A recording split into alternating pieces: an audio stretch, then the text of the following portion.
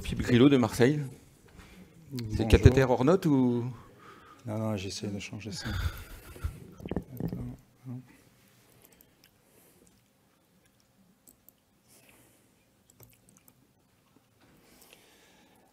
Bonjour à tous. Donc, on m'a chargé, je remercie le comité scientifique d'avoir proposé ce sujet sur l'intérêt des cathéters périnerveux, point d'exclamation. Donc, je voudrais d'abord savoir dans la salle qui est-ce qui met encore des cathéters périnerveux. Ah, mais c'est tout à fait rassurant. Donc, premièrement, je voulais partir de ce constat-là, que la douleur post-opératoire est faiblement gérée depuis des décennies, et que toutes les dernières enquêtes prospectives, que ce soit aux États-Unis, en Europe, ne montrent aucune amélioration. Et que la douleur post-opératoire persistante est relativement banale, finalement, après de nombreuses procédures chirurgicales. Donc ça, c'est un premier constat sur la douleur post-opératoire. Maintenant, si on fait une photographie à J1 sur la douleur post-opératoire en ambulatoire, eh bien, on s'aperçoit que les intensités douloureuses sont importantes. Et sur cette étude prospective, cette étude allemande, il reprenait 179 procédures chirurgicales. Et on s'aperçoit que finalement, les EN post-opératoires à J1 sont extrêmement élevés. 5 en moyenne, peuvent monter jusqu'à 7-8, et pas forcément pour des chirurgies majeures, pour des chirurgies ligamentaires du genou ou de l'épaule, par exemple. Et d'autre part, l'ambulatoire nous a un peu obligés à faire de plus en plus de procédures de cette façon-là. Et on s'est aperçu que finalement, c'est des problèmes qu'on exportait un peu à domicile. Et ces problèmes qu'on exportait à domicile. Et la question est de se poser, est-ce que cette intensité douloureuse est un problème? Est-ce que la douleur aiguë entraîne une chronicisation douloureuse? Et la réponse, il y a quand même beaucoup d'arguments, et Valéria Martinez l'a quand même rappelé, plus vous passez du temps avec une douleur intense en post-opératoire, plus vous avez de risques de chronicisation.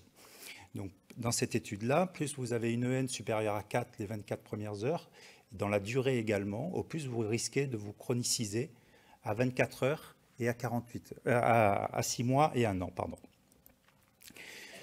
Alors, ça serait bien beau si la photographie s'arrêtait là. Mais le problème, c'est quand on regarde les facteurs prédictifs de douleur à 6 mois, on s'aperçoit que c'est la douleur des 4 premiers jours finalement qui est importante, et que les EN supérieurs à 4, les 4 premiers jours, sont un facteur à la fois de douleur à 6 mois, à la fois de limitation fonctionnelle et à la fois de pauvre récupération. Et donc on parle maintenant de trajectoire douloureuse de plus en plus, et vous pouvez voir dans ce papier-là que la douleur post-opératoire, par exemple, pour une chirurgie arthroscopique de l'épaule, par exemple, qui est supposée être une chirurgie mini-invasive, est finalement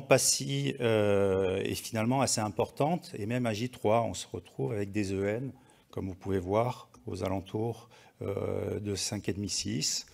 Et la douleur de la prothèse de genou, vu qu'on fait des prothèses de genou de plus en plus en ambulatoire, eh ben, c'est des douleurs qui durent jusqu'à 5-6 jours.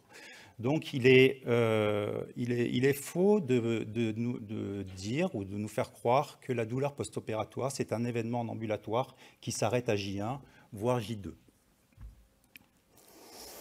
Et ça a été bien montré sur les trajectoires douloureuses. Ça, c'est un papier qui est sorti dans le JAMA sur 50 centres aux États-Unis, et qui montrait qu'en fait, la trajectoire douloureuse post-opératoire précoce pronostiquait un peu le pronostic douloureux à 6 mois.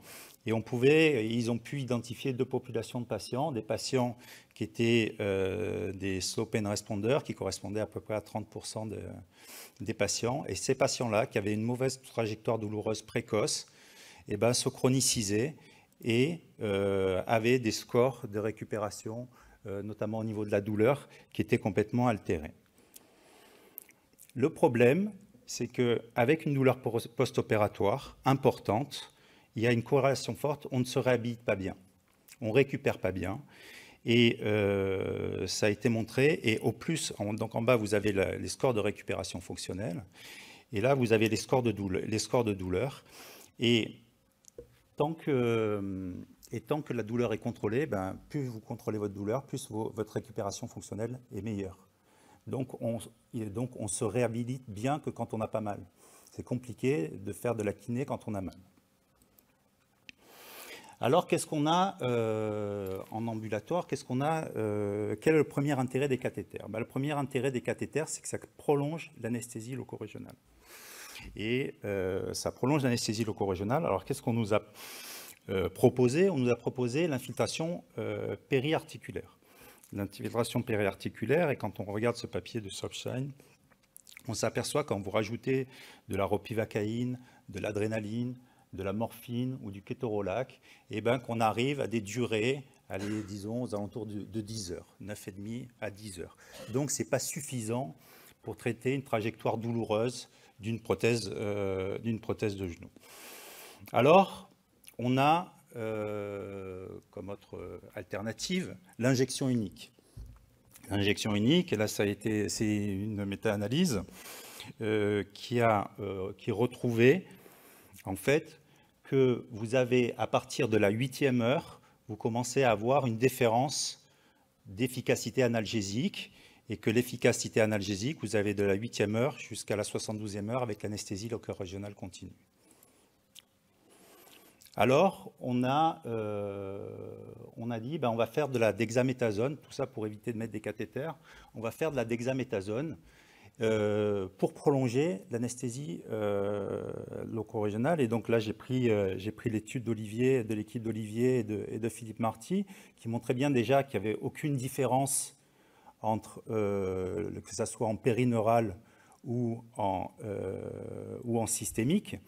Mais ce qui était intéressant de voir, c'est que les premières demandes dentalgiques se trouvaient à la 12e heure. Donc, ils trouvaient en moyenne une durée d'analgésie de l'ordre de 24 heures, à peu près dans leur papier. Donc, on est quand même embêté, en tout cas, dans la gestion de toute cette trajectoire douloureuse. Et le problème, c'est que quand on a des trajectoires, quand on a des stratégies analgésiques qui ne permettent pas de prolonger la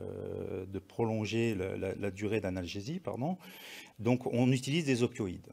Et le problème de ces opioïdes, c'est que d'une part, ça expose à des complications. Combien vous avez de patients qui sont intolérants aux opioïdes, qui font des nausées, qui font des vomissements, qui ont des rétentions aiguës d'urine, etc. Par exemple, ça a été montré bien sur des programmes de prothèse de genou, c'est 60% de complications. Quand vous prenez un programme de prothèse de genou avec une stratégie analgésique basée sur les opioïdes, 60% des complications qui surviennent sont dues aux effets secondaires des opioïdes. Après, on s'expose, donc ça c'était aux États-Unis, où c'était assez intéressant, à une utilisation prolongée des opioïdes, et pour que ça soit pour des chirurgies majeures ou pour des chirurgies mineures. Et vous avez 6% de vos patients que vous risquez d'exposer à de la morphine au long cours. Donc, le premier effet, c'est que ça permet d'allonger, bien sûr, ça paraît évident, mais par rapport à toutes les techniques qui nous sont proposées, la durée d'anesthésie loco-régionale. Après, deuxième gros avantage et gros intérêt des cathéters périnerveux, c'est que ça permet de titrer votre anesthésie loco-régionale et de gérer notamment que ce soit les effets secondaires, comme indésirables, par exemple un bloc moteur, il suffit d'arrêter votre pompe pendant quelques heures et votre patient récupère sa motricité, et puis après vous pouvez reprendre tranquillement et adapter votre posologie également. Et ça permet également de gérer vos rebonds douloureux, et même si la dexaméthasone a montré que était un facteur de diminution du rebond douloureux, on montre bien que l'anesthésie loco-régionale continue est quand même la meilleure technique pour gérer ce rebond douloureux. Donc ça, c'était le deuxième intérêt. Troisième intérêt, c'est que l'anesthésie loco-régionale, à court terme, a un effet rémanent. Et quand on regarde les études, c'était une étude prospective randomisée de l'équipe d'Adzik et qui montrait sur de l'anesthésie locale-régionale continue sur des cathéters interscaléniques, c'était de la chirurgie d'épaule en ambulatoire. Et qu'est-ce qui est intéressant de voir, c'est quand on regarde à J1, d'abord on s'aperçoit que vous avez dans le groupe anesthésie loco-régionale continue, vous avez 50% des patients qui ont des douleurs qui sont quasiment absentes, versus 4%. Ça veut dire que vous avez 96% des patients qui ont des douleurs modérées à sévères à J1. Probablement, ça s'explique par l'effet du rebond douloureux. C'est retrouvé à J2, c'est retrouvé à J3, et ce qui est intéressant, c'est de regarder ce qui se passe à J7. Et quand on regarde ce qui se passe à J7, dans le groupe anesthésie loco-régionale continue et cathéter, on s'aperçoit que vous avez 74-75%, 3 patients sur 4, qui n'ont plus de douleur ou qui ont des douleurs minimes. Versus dans le groupe anesthésie loco-régionale à injection unique, versus 86%, 83% de patients qui ont des douleurs modérées à sévères à une semaine. Et donc, ça a été démontré dans l'épaule. C'est également démontré dans la prothèse de genou. Et quand on regarde de l'effet à long terme de l'analgésie, c'était LIA versus single shot et cathéter. Qu'est-ce qu'on s'aperçoit? Que c'est les patients qui ont la proportion de patients qui a des EN supérieurs à 3. Et vous voyez qu'il y a plus de patients LIA versus single shot versus cathéter. Donc le cathéter fait mieux que l'infiltration, fait mieux que l'injection unique.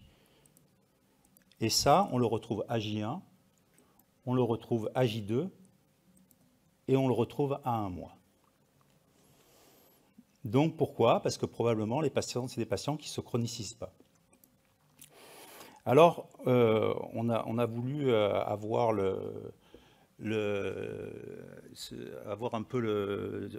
s'est un peu demandé si on comparait vraiment sur l'expérience du patient et sur le vécu du patient, c'est-à-dire le patient, donc quel est l'intérêt, et le patient, quand vous comparez deux bundles of care qui sont l'anesthésie loco-régionale continue versus l'injection unique. Je rappelle que dans cette étude, les deux groupes avec de la dexaméthasone à 4 mg, qu'est-ce qu'on s'aperçoit?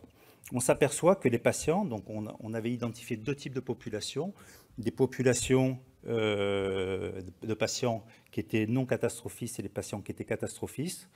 Donc je vais vous parler essentiellement des patients non catastrophistes.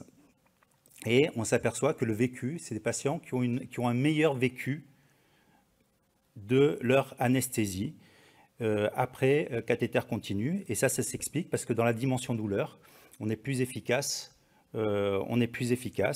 Et on passe probablement, mais c'était pas significatif sur la tension. Donc, pour le patient, avoir une anesthésie loco-régionale continue, c'est mieux. Juste pour signaler qu'on s'est aperçu que c'est les patients qui sont catastrophistes, il n'y avait pas de différence entre les deux groupes, voire une légère dégradation, parce que probablement les patients catastrophiques, ce n'est pas des patients comme tout le monde, et c'est des patients qui ont des rapports à la douleur un peu spécial, et que leur problème, ce n'est pas la gestion de la douleur, je pense, et c'est autre chose. Et quand on regarde sur l'efficacité de la douleur, que ce soit les douleurs moyennes ou les douleurs intenses, j'ai pris des douleurs intenses, on avait une différence entre J1 et J2 qui était de 2 versus 5 dans le groupe injection unique, et à J3 qui était 2 versus 4. Et quand vous calculez les consommations d'opioïdes, on s'aperçoit que le cathéter permet une épargne morphinique de plus de 40 mg, de 38,6 mg sur 72 heures. Donc c'est mieux pour le patient, c'est plus efficace que l'injection unique, et ça permet de limiter la consommation d'opioïdes et ses effets secondaires. Après, on a regardé la qualité de la réhabilitation. Quand on regarde la qualité de la réhabilitation, on s'aperçoit qu'il n'y a pas de différence. Alors, combien de fois on entend les cathéters? Avec un cathéter, on ne peut pas se réhabiliter. eh bien, on s'aperçoit qu'en fait, avec les cathéters, on se réhabilite pareil qu'avec une injection unique, voire mieux. C'est-à-dire qu'on c'est des patients à qui on a mis un traceur d'activité et on s'est aperçu que les patients qui avaient un cathéter périnerveux avaient une activité J1 J3 de 55, de 2 heures de plus que les autres patients. Donc c'est des patients qui ont moins mal et donc qui bougent, qui bougent plus. Donc on rentre vraiment dans ce que, je pense avec ces techniques-là, dans ce que recherchait Kellett, quand il dit l'ambulatoire, c'est comme la RAC, on sait tous, c'est bon de loin, mais de près, est-ce que c'est bien? Eh bien, si vous arrivez à maintenir une analgésie optimale sans empêcher la réhabilitation, vous atteignez vos objectifs. Donc ça, c'est la première chose. Deuxième chose, on arrive à maintenir le contrôle de niveau de douleur importante ainsi que la satisfaction des patients sans opioïdes ou avec un minimum d'opioïdes, et qu'on doit arrêter maintenant je pense qu'à un moment, il faudra se poser la question et arrêter les débats avis d'experts versus littérature. On sait que la littérature est très en faveur du cathéter et on sait que maintenant qu'on peut proposer une stratégie analgésique optimale qui réponde aux attentes du patient et au vécu et à sa satisfaction. Donc maintenant, on se dit pourquoi il n'y a pas de réel progrès dans la gestion de la douleur. Bon, ça, c'était une analyse scientométrique de la littérature. Et en fait, Correll avait montré qu'en fait, c'était vraiment une balance entre les bénéfices, les potentiels bénéfices et les potentiels problèmes.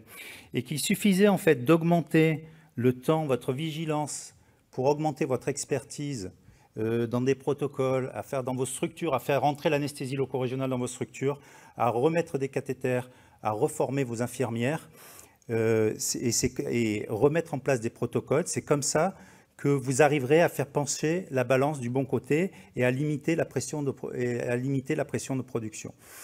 Et dans cet éditorial, il montrait qu'en fait, l'anesthésie loco-régionale ne devait plus être réservée qu'aux spécialistes.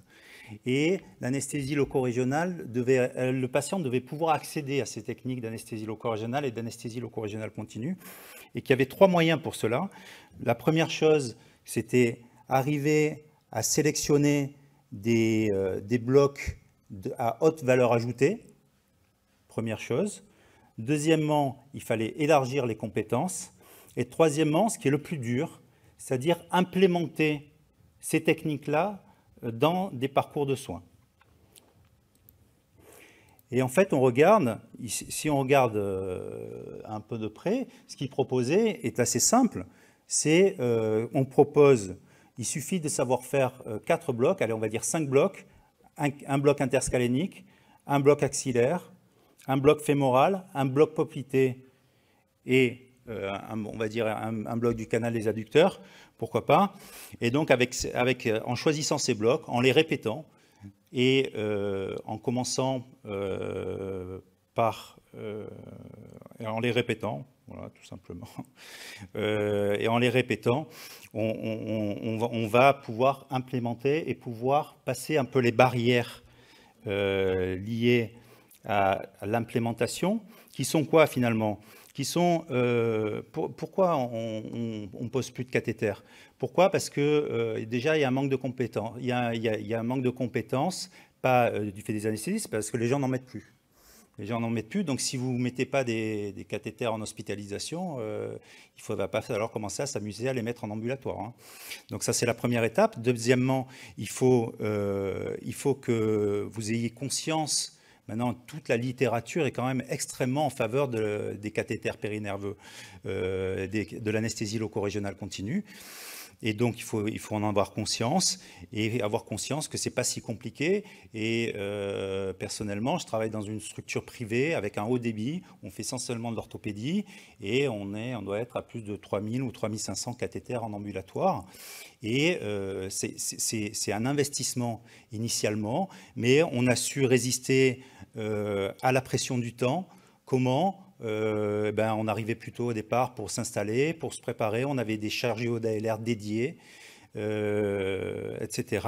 Et le manque de soutien chirurgical, je pense que si vous montrez à vos chirurgiens qu'ils n'ont plus à s'occuper des problèmes de douleur, je pense que vous serez débarrassé de vos chirurgiens. Et maintenant, là, j'ai ressorti cette étude de Gabriel de 2017 qui montrait en fait le taux d'anesthésie loco-régionale en ambulatoire chez les patients qui étaient électifs aux États-Unis. Par exemple, il est de à peine 8% de bloc du plexus brachial. Et ils font moins de 2% aux États-Unis, font moins de 2% de bloc du membre inférieur. C'est hallucinant. Et quand on regarde les cathéters, c'est même pas la peine, on est à 2%, et je crois que l'ASFAR avait fait une étude, et on était avec 2,6% de cathéters en ambulatoire. Donc je ne dis pas qu'il faille mettre des cathéters à tout le monde, bien sûr, je pense qu'il faut qu'on se rapproche de plus en plus d'une médecine personnalisée, qu'il faut se poser la question pour quel patient. Voilà, on sait que les patients qui ont des EN préopératoires importantes, des patients qui sont anxieux, des patients qui prennent des opioïdes en pré-op, etc. Tous ces patients-là sont plus éligibles que d'autres, et même chez ces patients-là, il nous arrive de mettre des cathéters chez des patients pour des indications, pour des chirurgies où on n'aurait pas forcément mis de cathéter. Donc ça, c'est la première chose. Deuxièmement, donc pour quelle procédure? Donc il faut s'évaluer, il faut évaluer ses pratiques, voir dans son centre ce qui se passe et de quelles ressources je bénéficie. Juste pour revenir sur le travail du COP, du comité d'optimisation parcours patient, on a fait énormément de choses pour faire évoluer ça. C'est-à-dire que maintenant, il n'y a plus d'histoire d'infirmière ou pas d'infirmière. Vous avez une nomenclature pour les infirmières.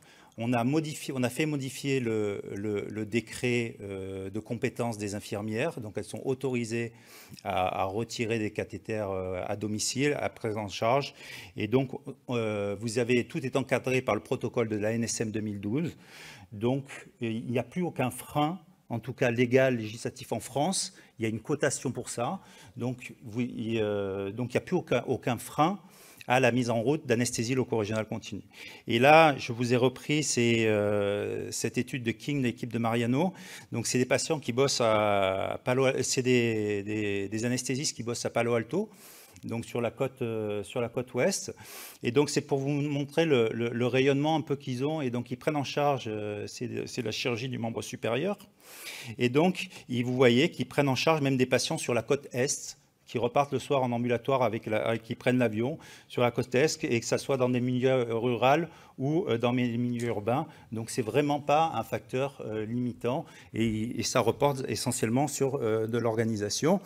Donc, maintenant, pour conclure, je voulais juste vous montrer, c'est toujours facile de montrer des vidéos en congrès, mais c'est pour vous dire que nous, c'est les chirurgiens qui nous demandent de mettre des cathéters. Par exemple, les chirurgiens de la main, c'était une patiente qui avait une très grosse ligamentoplastie sous arthroscopie, une grosse reconstruction du poignet, et on envoie les patients avec le cathéter chez le kiné, et c'est le kiné qui le prend en charge. Pour vous dire que une prothèse de genou, ça c'est notre Walkman, une prothèse totale de genou en ambulatoire avec un cathéter fémoral, on peut marcher, il se casse pas forcément la gueule.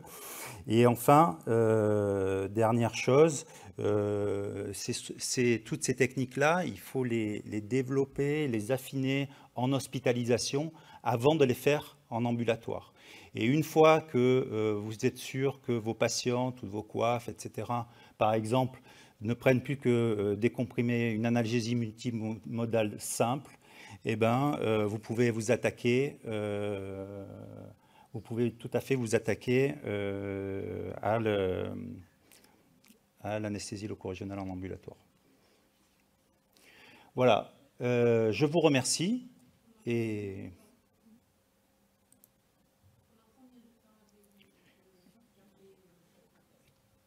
alors, les cathéters, on les garde 72 heures. On les garde en général jusqu'aux 3 jours. Et le matin, en fait, on arrête les cathéters. On fait arrêter les cathéters par par les infirmières. Et en fonction, on laisse 3-4 heures. Et en fonction de l'état du patient, de la douleur du patient, eh ben, on peut être amené à poursuivre 4-5 jours les cathéters. Nous, on fait de la douleur chronique aussi. On laisse des cathéters pendant 3 semaines. On n'a pas de problème. Donc, on les laisse en moyenne 72 heures. Et on peut aller jusqu'à 4-5 jours en fonction de l'évolution douloureuse du patient. Ouais. Merci déjà pour ce topo. On peut l'applaudir. Et on peut continuer à prendre des questions dans la salle. Est-ce qu'il y a des questions, des interrogations? Mettez-vous au micro peut-être parce que là on vieillit, on n'entend plus.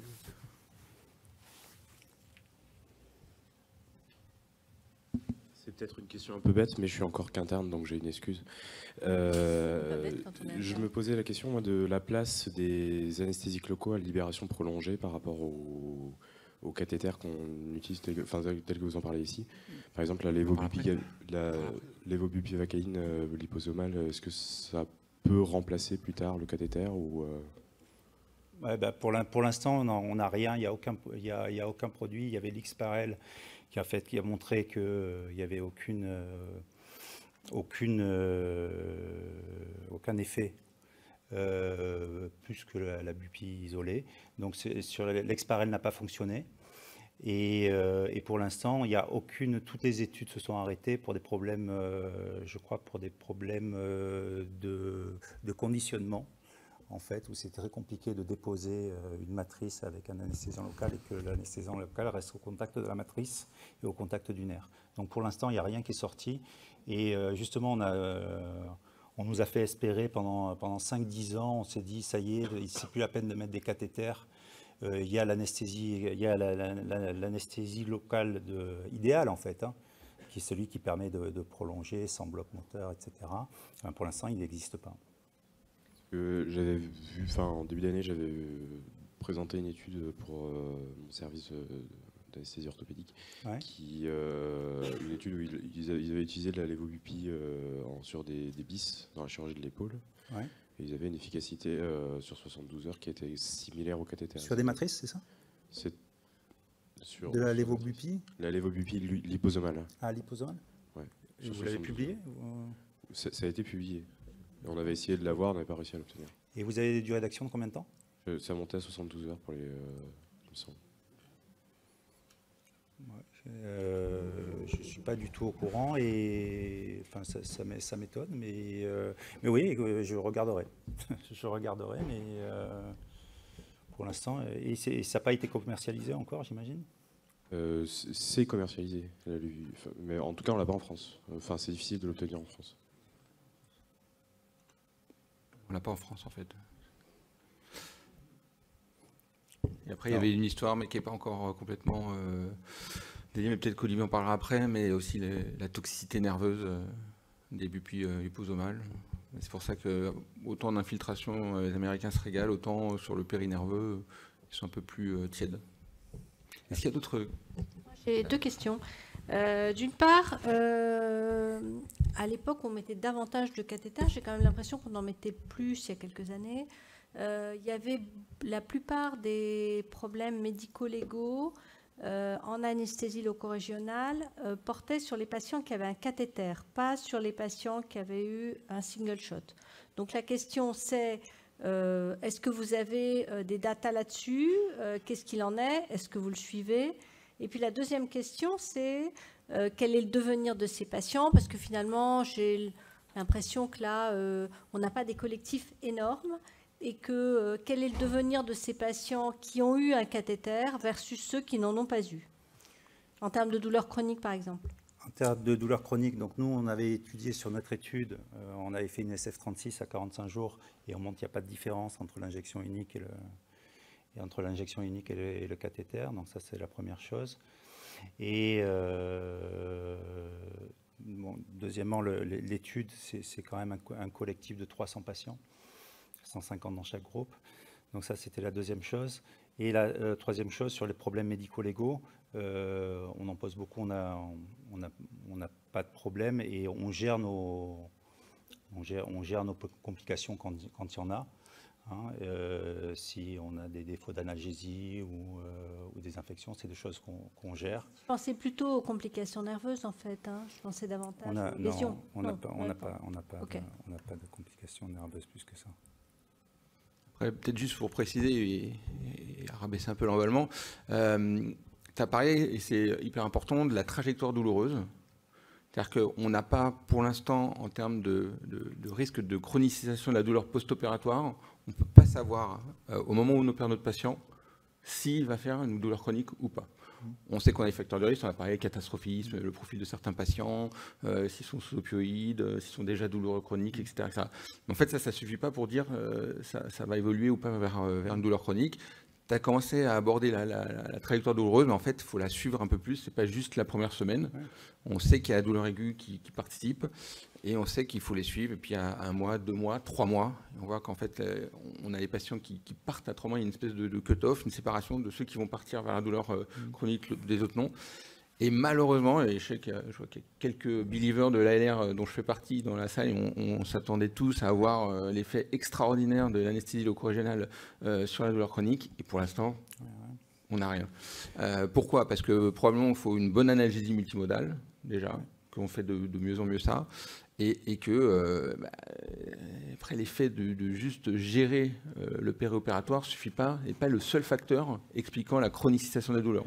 C'est pour ça que nous, ce qu'on a fait, en fait, on a monté avec une équipe de douleurs chroniques, parce qu'on n'a pas le temps de s'en occuper en étant libéral. En fait, tous les patients, en fait, les chirurgiens étaient embolisés par des patients douloureux, ils ne savaient pas quoi en faire, etc. Donc, ils nous les réadressent, on les met tout de suite. En fait, c'est sur le modèle des douleurs, des centres de douleurs transitoires, quoi. Et on les réadresse, ils sont pris en charge de façon multidisciplinaire et on voit s'il faut refaire éventuellement l'anesthésie loco-régionale, etc. Justement pour ne pas laisser traîner ces patients-là. Ça, c'est en termes de trajectoire douloureuse, pardon, c'est vraiment, on est anesthésie, réanimation, médecine péropératoire et en fait ça, faut qu'on arrive à tracer ces patients et il faut qu'on arrive dans nos structures à avoir un suivi un peu plus long terme. Le meilleur warning, effectivement, comme tu dis, c'est peut-être le chirurgien qui les revoit. Maintenant, il faut qu'il sache ce que c'est que la douleur chronique et qu'il pense à poser des questions. Mais ça, je pense, c'est l'information fondamentale. Après, effectivement, en termes pratiques, même si avec le CDLR, là, on a revalidé le truc que vous avez fait là pour que ce soit plus simple pour les cathéters ambulatoires, ça reste quand même compliqué. Hein. Compliqué. Enfin, moi, j'y arrive pas. C'est un argument qu'on entend souvent. L'anesthésie loco-régionale continue, c'est compliqué à domicile. Il suffit d'avoir un prestataire qui nous fournit les pompes. Donc, vous n'avez pas à fournir les pompes. Nous, toutes les pompes sont livrées le matin. Donc, chaque semaine, on a un tableau récapitulatif et on fait 10 à 15 patients par semaine avec des cathéters en ambulatoire. Donc, nous, à la consultation d'anesthésie, on envoie un mail de façon automatique à tous les gens qui prennent en charge, ça, notamment le prestataire, etc. Et le prestataire s'occupe de tout, il livre les pompes, il va récupérer les pompes à domicile. Et après, c'est la mise en place et c'est l'organisation dans la structure. Mais c'est pas compliqué. Alors, c'est de l'investissement au départ, c'est de l'investissement pour les infirmières, il faut leur expliquer, etc. Mais une fois que vous avez formé votre équipe dans la structure, c'est plus simple parce que vous arrivez à prendre des patients que vous n'auriez pas pris en charge en ambulatoire parce qu'ils ont des insuffisances rénales, parce qu'ils ne supportent aucun dentalgique, etc. Et en fait, ça ouvre plein d'autres possibilités finalement. Nous, ça nous a simplifié la vie. Ce n'est pas pour autant qu'on a plus d'appels, etc. Nous, ça nous a simplifié la vie. Merci beaucoup.